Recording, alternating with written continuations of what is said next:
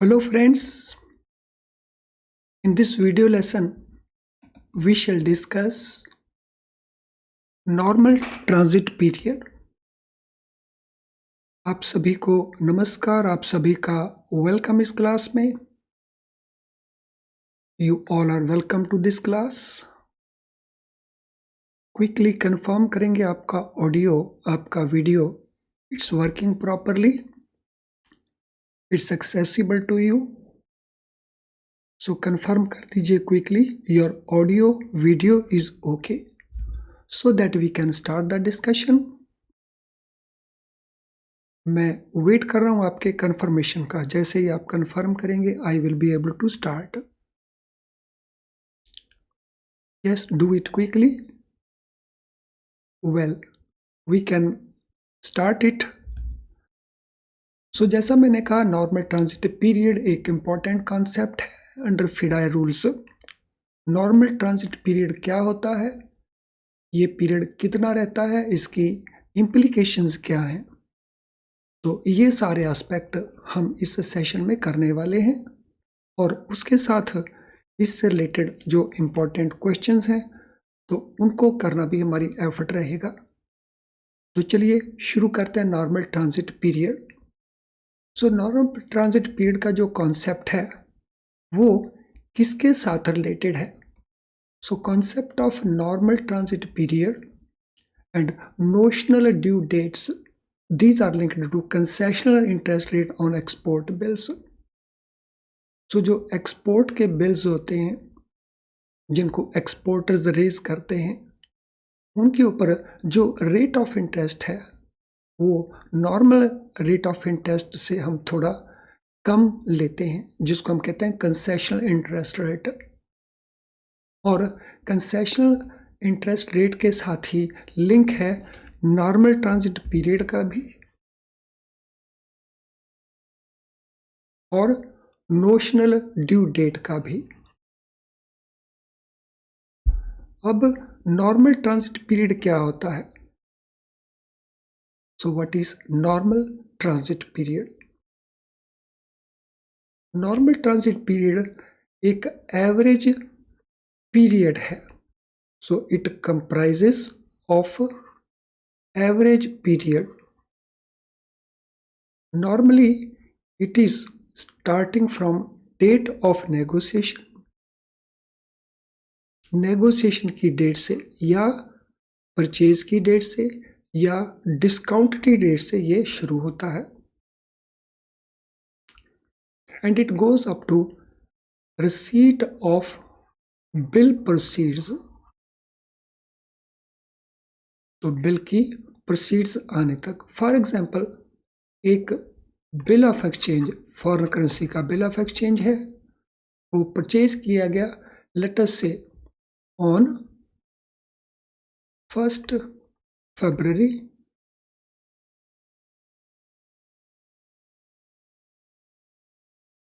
और इसका रियलाइजेशन होता है लेट अस से 15 मार्च को. तो 1 फरवरी से 15 मार्च तक का ये पीरियड ये बन जाएगा नॉर्मल ट्रांजिट पीरियड. अदरवाइज जब हम ट्रांजिट की बात करते हैं तो हम लेते हैं कि गुड्स को शिप किया गया, यानी शिप के ऊपर लोड किया गया और इसको रिसीव किया गया बाय इंपोर्टर. ये ट्रांजिट है, लेकिन इसके साथ नॉर्मल ट्रांजिट पीरियड का कोई लेना देना नहीं है. So it is not to be confused with the time taken for arrival of the goods at the destination. So destination तक गुड्स कितनी देर में पहुंची, तो इसके साथ इस पीरियड का कुछ लेना देना नहीं है. तो ये पीरियड किसके साथ रिलेटेड है, ये रिलेटेड है फॉरेन करेंसी का बिल जो है उसका रियलाइजेशन कितनी देर में हुआ, नेगोशिएशन की डेट से till receipt of amount of that bill of exchange. I hope this concept is very very clear to all of us. सभी को ये अच्छे से क्लियर हो गया होगा कि नॉर्मल ट्रांजिट पीरियड क्या होता है। No, normal transit period is different for different category of export business. So अलग अलग टाइप के एक्सपोर्ट बिजनेस के लिए, अलग अलग कैटेगरीज के एक्सपोर्ट बिजनेस के लिए नॉर्मल ट्रांजिट पीरियड, जिसको शॉर्ट में हम NTP भी कहते हैं, तो वो डिफरेंट है। और कितना कितना है, अब हम इसको ध्यान से नोट कर लेंगे। तो नॉर्मल ट्रांजिट पीरियड को हम NPT भी बोल सकते हैं, शॉर्ट में वी कॉल इट NPT। तो चलिए शुरू करते हैं। Normal transit period different transactions के लिए कितना कितना है। फिक्स्ड ड्यू डेट, अगर उस बिल का ड्यू डेट पहले से ही फिक्स हुआ है। In case of export usance bills where due date is already fixed और it starts from date of shipment और date of bill of exchange etcetera, the actual date is known. तो जहाँ पे actual date हमें पता हो कि bill फलां डे को मैच्योर हो जाना है। So in those cases NTP concept is not applicable। तो जिन एक्सपोर्ट बिल्स के केस में ड्यू डेट ऑलरेडी फिक्स्ड है, उन दे केसेस के अंदर NTP का concept, it is not NPT, it is NTP।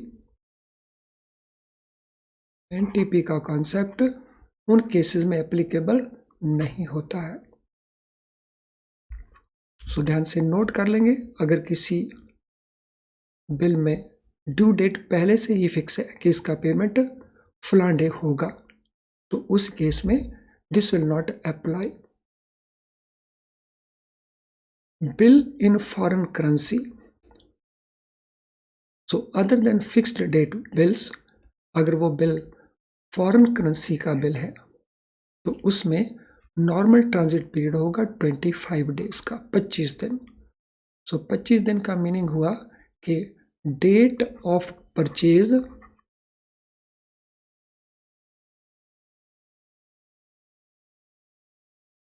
To date of realisation.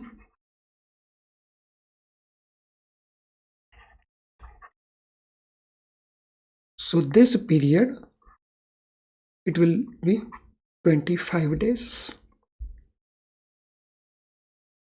Export to Iraq under United Nations guidelines, अगर एक्सपोर्ट इराक को किया जा रहा है और वो भी यूनाइटेड नेशंस की गाइडलाइंस के मुताबिक,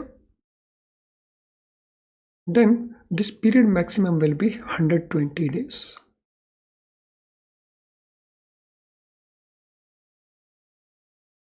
इसका मैक्सिमम पीरियड होगा 120 डेज का।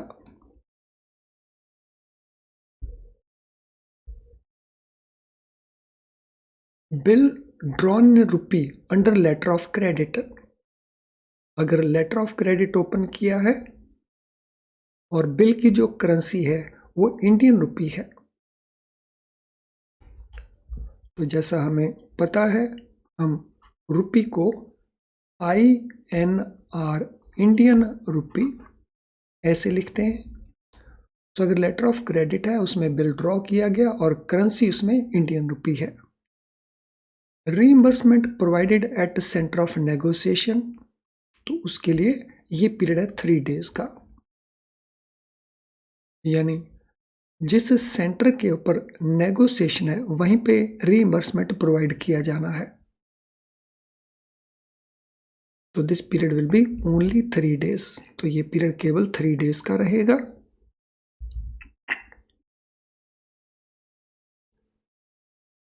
Reimbursement provided at center of negotiation. Reimbursement provided in India at center different from center of negotiation. So this period will be 7 days. So for example negotiation है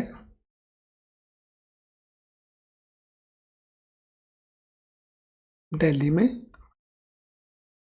और reimbursement also that is in Delhi, तो इसके लिए लगेंगे 3 days। लेकिन अगर reimbursement है let us से बेंगलुरु,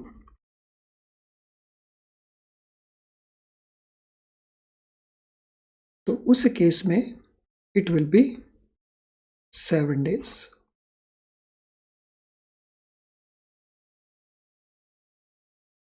अगर रीइंबर्समेंट है आउटसाइड द कंट्री, तो लेट अस से रीइंबर्समेंट आना है फ्रॉम न्यूयॉर्क, तो इस केस में इट विल बी 20 days। यानी नेगोशिएशन का प्लेस और रीइंबर्समेंट का place, according to that the reimbursement period is fixed, जिसको हम कहते हैं normal transit period.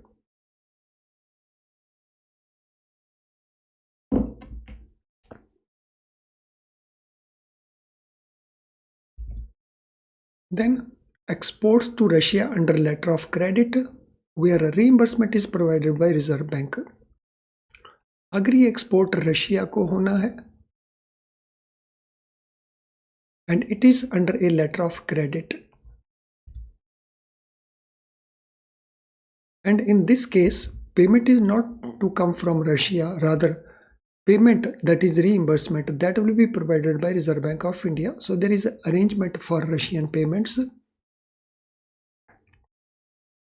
So in that case this period will be 20 days। इन सभी पीरियड्स को लेकर के एक बहुत अच्छा केस स्टडी भी बनता है। अगर आपको कॉन्सेप्ट बहुत अच्छे से क्लियर हो तो फिर केस स्टडी को भी हम आसानी से हैंडल कर सकते हैं। Bill in rupees not under LC, तो अभी तक हम बात कर रहे थे अगर वो लेटर ऑफ क्रेडिट के अंदर बिल को ड्रॉ किया है, और अब हम बात करेंगे bill in Indian currency but it is not under letter of credit, तो उस केस में it is 20 days, that is 20 days।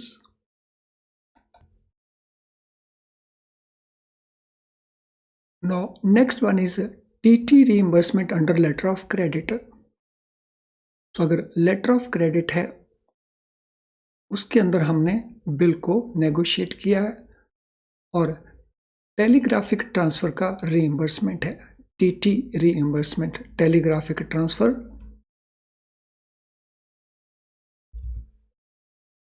Where LC provides for reimbursement by electronic means. अगर वो रीइंबर्समेंट इलेक्ट्रॉनिक मीन्स में आनी है, वायर ट्रांसफर्स हम जिसको कहते हैं आरटीजीएस, एनईएफटी, तो where reimbursement is by electronic means it is 5 days।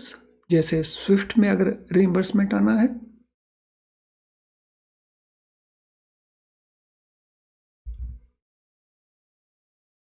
Where LC provides reimbursement claim after certain number of days. अगर एलसी में ऐसा प्रोविजन है कि रीइंबर्समेंट इतने दिनों के बाद आएगा फ्रॉम डेट ऑफ नेगोशिएशन, तो उस केस में 5 days तो अवेलेबल रहेंगे और साथ में वो एडिशनल पीरियड भी अवेलेबल रहेगा which is mentioned there. So if LC provides reimbursement claim after so many number of days from date of negotiation, यानी क्लेम कितने पीरियड में लॉन्च किया जा सकता है, तो वो पीरियड भी 5 days में ऐड हो जाएगा।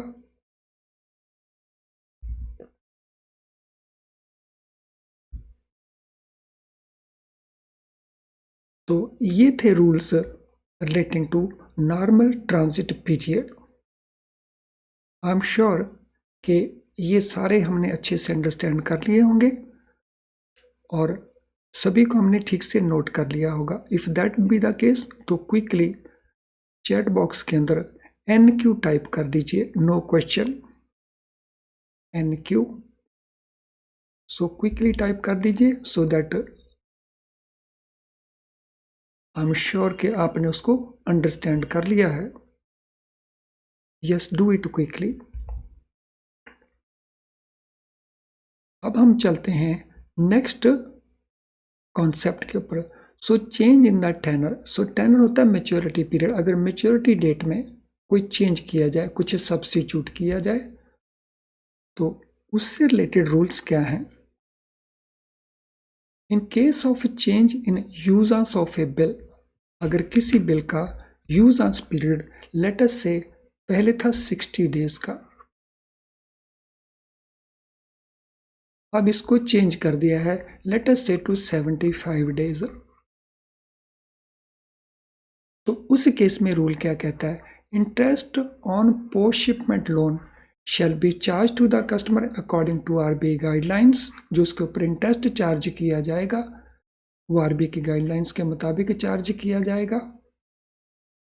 सेकंड पार्ट, बैंक शैल चार्ज और बैंक शैल पे नोशनल स्वैप डिफरेंस। स्वैप होता है करेंसी को एक्सचेंज करना। सो बैंक या तो चार्ज करेगा, रिकवर करेगा, या बैंक पे करेगा नोशनल स्वैप डिफरेंस। और उसके साथ साथ जो इंटरेस्ट है प्रिंसिपल अमाउंट के ऊपर, आउटले और inflow of funds on such swap, so that will also be recovered और that will also be paid. तो 3 एस्पेक्ट्स हो गए। नंबर 1, इंटरेस्ट जो चार्ज किया जाएगा वो RBI की गाइडलाइंस के मुताबिक चार्ज किया जाएगा। RBI की गाइडलाइंस कहती हैं कि board of directors rate of interest की एक पॉलिसी बनाता है, उसी को फॉलो करना है। इसके अलावा बैंक या तो रिकवर करेगा या पे करेगा स्वैप चार्जेस, और तीसरा बैंक या इंटरेस्ट पे करेगा या बैंक इंटरेस्ट रिकवर करेगा ऑन दैट स्वैप, उस एक्सचेंज के ऊपर। तो ये रूल हैं सब्स्टिट्यूशन के या चेंज इन टेनर के। और आगे ये रूल क्या कहते हैं? It is optional for banks to accept delivery of bills under a contract made for purchase of a quantity. In such cases bank shall recover pay notional swap difference for the relative cover. So बैंकों को ये optional है कि वो accept कर सकते हैं delivery of bills under a contract made for purchase of a quantity. तो उस केस में बैंक रिकवर करेंगे नोशनल स्वैप डिफरेंस या पे करेंगे notional swap difference for the relative cover. और इसके अलावा वो इंटरेस्ट प्रिंसिपल अमाउंट के ऊपर या पे करेंगे या रिकवर करेंगे, जैसा कि रूल 6 के अंदर मेंशन्ड है। सो रूल 6 में ये स्पेसिफिक प्रोविजंस हैं जो हमें फॉलो करने हैं। Export bill sent for collection. So export bill जब बाहर भेजे जाते हैं रियलाइजेशन के लिए, वो 2 तरह के सिचुएशंस होते हैं। एक है बिल को परचेज किया और पहले ही पैसा दे दिया। दूसरा, बिल को कलेक्शन के लिए भेजा, जब रियलाइज हो जाएगा पैसा तब अकाउंट में क्रेडिट किया जाएगा। So export bill sent for collection में इमीडिएटली अमाउंट क्रेडिट नहीं किया जाता, तो amount is credited on realisation. तो इससे रिलेटेड रूल्स क्या हैं? So application of exchange rate कौन सा रहेगा? Conversion of foreign exchange proceeds of export bill sent for collection or of goods sent on consignment basis shall be done at prevailing TT buying rate or forward contract rate as the case may be। तो जब वो realise होके आएगा तो उसकी जो conversion की जाएगी, तो वो कन्वर्जन किस रेट के ऊपर की जाएगी? सो कन्वर्जन की जाएगी उस समय का जो TT बाइंग रेट होगा, the then prevailing TT buying rate. और उसके लिए अगर पहले से forward contract rate, forward contract and arrangement है, तो फिर उस अरेंजमेंट के अंदर जो रेट लिखा होगा। सो either it will B TT buying rate जो कन्वर्जन होगा, और अगर पहले से फॉरवर्ड कॉन्ट्रैक्ट अवेलेबल है तो it will be the forward contract rate. इसके अलावा conversion to rupee equivalent shall be made only after foreign currency amount is credit to nostro account of the bank. और ये कन्वर्जन कब किया जाएगा? जब बैंक के पास ये कन्फर्मेशन आ गया कि बैंक का जो नॉस्ट्रो अकाउंट है, जो आउटसाइड द कंट्री होता है हमारा फॉरेन करेंसी अकाउंट, तो जब उस अकाउंट में पैसा हमें रिसीव हुआ तो उसके बाद हम ये कन्वर्शन परमिट करेंगे।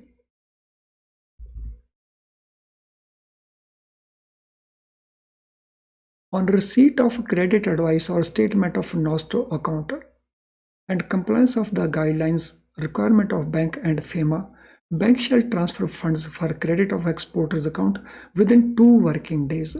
तो ये भी एक important part आ गया है। So amount has been credited to our nostro account and we received the credit advice or statement of account। तो ये तो सारे के सारे ऑनलाइन भी देखे जा सकते हैं आजकल। तो उस केस में so the date we come to know plus 2 days, so within 2 working days from that, 2 working days के विद इन ये अमाउंट हमें कन्वर्ट करना होगा।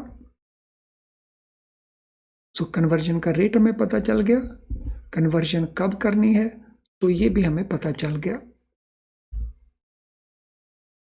If above stipulated time is not observed, bank shall pay compensation for delayed period at minimum interest rate charged on export credit। अगर 2 दिनों से bank delay करता है तो उस केस में बैंक कॉम्पनसेट करेगा कस्टमर को और इंटरेस्ट पे करेगा। कितना इंटरेस्ट पे करेगा? बैंक का जो मिनिमम इंटरेस्ट रेट है एक्सपोर्ट क्रेडिट के ऊपर, तो that compensation will be according to that. So for delay, अगर इसको कंप्लाई नहीं किया जाता टाइम लिमिट को, bank will pay interest and rate of interest will be minimum interest rate on export credit prevalent in the bank.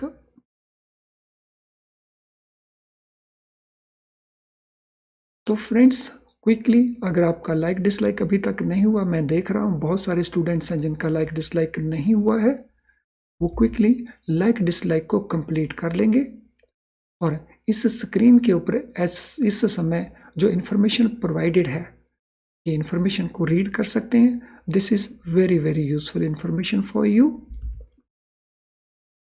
So live class के बारे में ध्यान रखना है कि लाइव क्लास, कई स्टूडेंट पूछते हैं क्या ये काफ़ी है एग्ज़ाम को पास करने के लिए, तो मैं कहूँगा ये काफ़ी नहीं है, लेकिन ये बहुत हेल्प करती है बेटर स्कोरिंग के अंदर। तो अगर आपको पास होना है तो आपको फुल सिलेबस कवर करना होगा और उसके लिए आप बुक को यूज़ कर सकते हैं, वीडियो लेसन्स को यूज़ कर सकते हैं।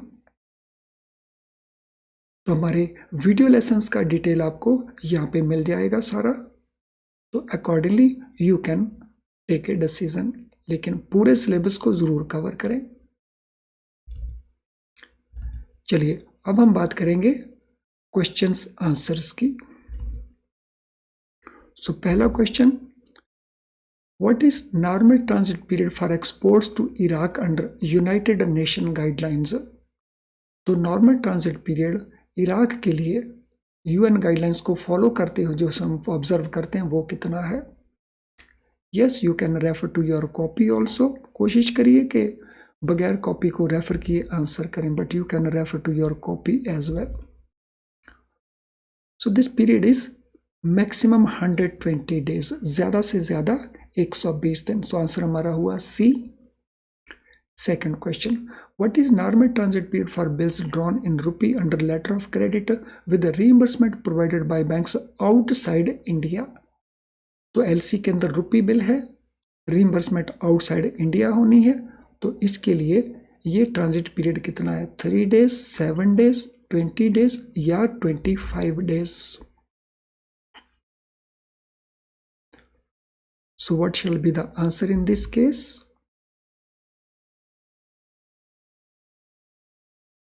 So it will be 20 days। LC drawn under, जो बिल है एक्सचेंज वो रुपी का है और LC में ड्रॉ किया है और पेमेंट आउटसाइड इंडिया है। Question 3, what is normal transit period for bill in a foreign currency? अगर वो बिल फॉरेन करेंसी का बिल है तो नॉर्मल ट्रांजिट पीरियड कितना है? 20 डेज, 25 डेज, 30 डेज और 35 days. Yes, so what shall be the answer for this?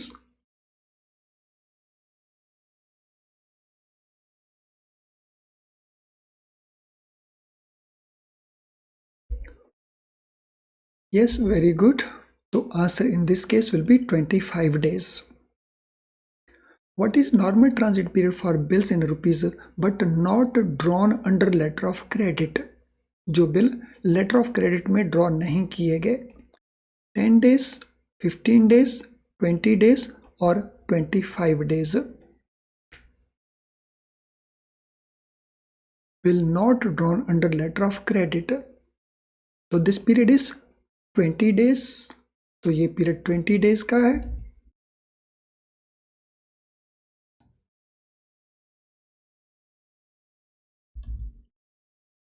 Now, what is normal transit period for TT reimbursement under letter of credit where LC provides for reimbursement by electronic means?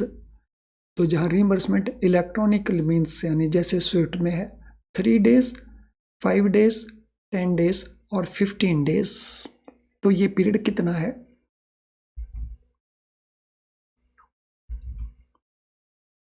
So this period is 5 days, 5 दिनों का answer हमारा है। What is normal transit period for exports to Russia under LC where a reimbursement is provided by Reserve Bank of India? तो Russia को ये export है under letter of credit, reimbursement RBI ने provide करना है 3 days, 7 days, 20 days और 25 days. So how much it will be?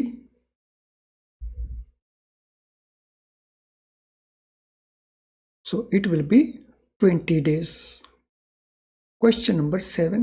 What is NTP for reimbursement provided in India at the center different from center of negotiation for bill drawn in rupee under LC? तो जहाँ reimbursement उस centre से अलग है जिस centre से ऊपर उसको नेगोशिएट किया गया, 3 डेज, 7 डेज, 20 डेज या 25 days. So what is the period?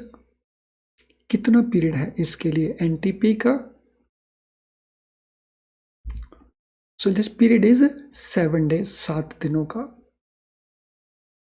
In case of a change in usance of a bill, what will be bank charges the customer as per RBI guidelines? अगर usance bill का period change किया जाए तो what will bank charge the customer according to RBI guidelines?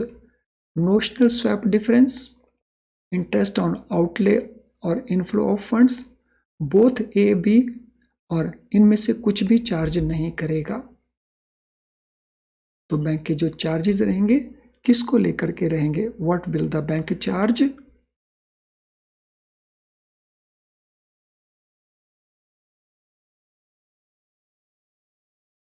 तो bank क्या charge करेगा? So उस case में बैंक नोशनल स्वैप डिफरेंस भी चार्ज करेगा या पे करेगा।